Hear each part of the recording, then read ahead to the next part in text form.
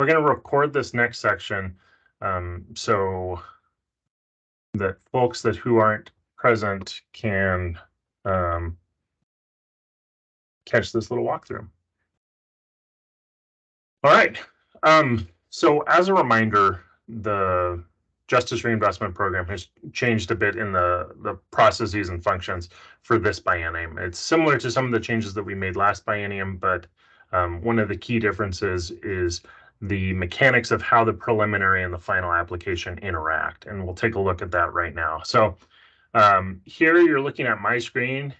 I am logged in as an applicant. I started an application here for Willamette County, and I submitted a preliminary application, received feedback from the Grant Review Committee, and now I've received the final application questions. I'm ready to start work here in SurveyMonkey Apply to make changes. So I'll go ahead and select the JRP 2325 application, click continue, and then here you can notice here the green check boxes. These are all of the different pieces from the preliminary application that I have submitted. So my cover sheet, consultation data dashboards. I only had one program, so I submitted answers to one program, answered some of these other questions, uploaded documents. So all of the check marks are things that I have already submitted and that the Grant Review Committee has already reviewed. And so now with feedback in hand, let's say I need to go in and make a change to consultation of data dashboards. So I would click here, top right, or no, sorry, let me back up. Because what you should do is you should first click on this new item here, which is finalization of formula grant applications. So here, we're going to ask you to identify your new fiscal contact. And so if there's, when we distribute money, who is it that we're talking to? You'll provide name, state EIN, all of that information. Direct deposit, do you want it? And then here's where you upload the budget projection sheet. You can download it by clicking here. It'll pop in your download folder there. It is a locked Excel spreadsheet, so you can't add rows, you can't make changes to any of the formulas, but you can input data and it will auto sum the information, so you can keep a running total as you add to that. And then here, if you receive feedback from the Grant Review Committee, I would go ahead and grab that letter that or that email that you received and take a peek at here, this section of that first question, the finalization of formula grant application, and do a comparison and compare and contrast. So there's a couple reasons why you might want to change information from your preliminary application. Here is if the Grant Review Committee recommended a change, or if your prison usage on the data dashboard has significantly changed. For example, if you've had growth over the last 12 months, or if you're above your baseline. And then whatever the reason, or perhaps you, as just a collaborative group, decided, actually, we no longer want to fund this particular program. We've decided to change tracks. Whatever the reasons, you go ahead and indicate, hey, we have a new lip signature, so I'm going to have to change the cover sheet. Our prison usage has jumped quite a bit in the last 6 months, so we're going to have to provide different information here. Program 1 is different. We're going to do something else. We're adding a program 2. And this is something that you can go back and make changes as you make changes to it. So just don't click mark as complete until you're quite ready yet. And from here on the left-hand side, you can kind of bounce around. So victim services application.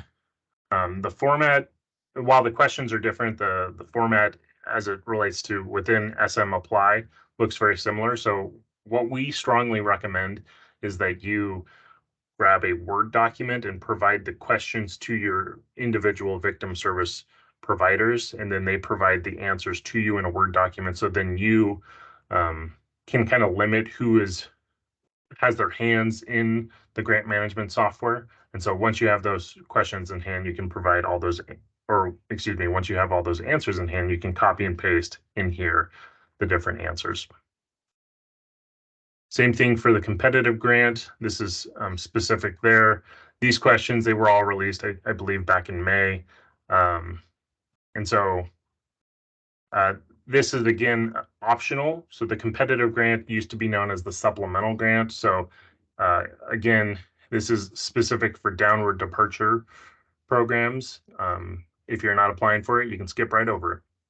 Evaluation, this is whether or not your county seeks to retain the 3% funds. The vast majority of you do not intend to do that. Skip right over it. But if, let's say, the example I gave earlier was you have a different lipstick chair, you go ahead and click these 3 dots here in the top right corner, click edit. Actually, it's not John Smith, it is Jane Douglas. That's the only change I'm going to make here. I'll go ahead and click mark as complete.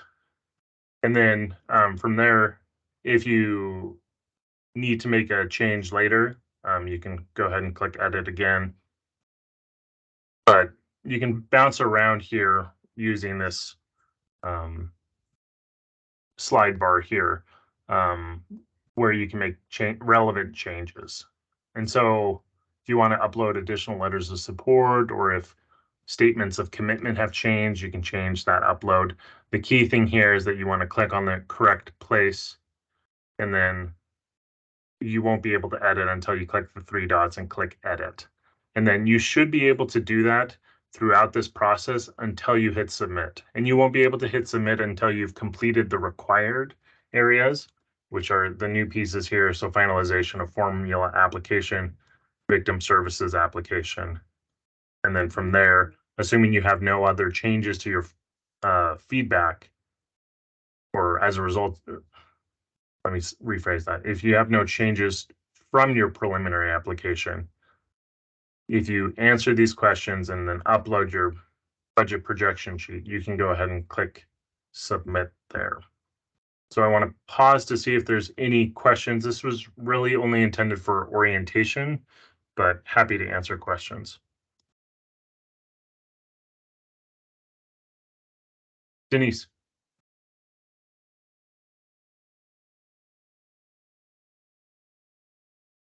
My hand's up by accident if it's Oh, okay. Sorry. No worries.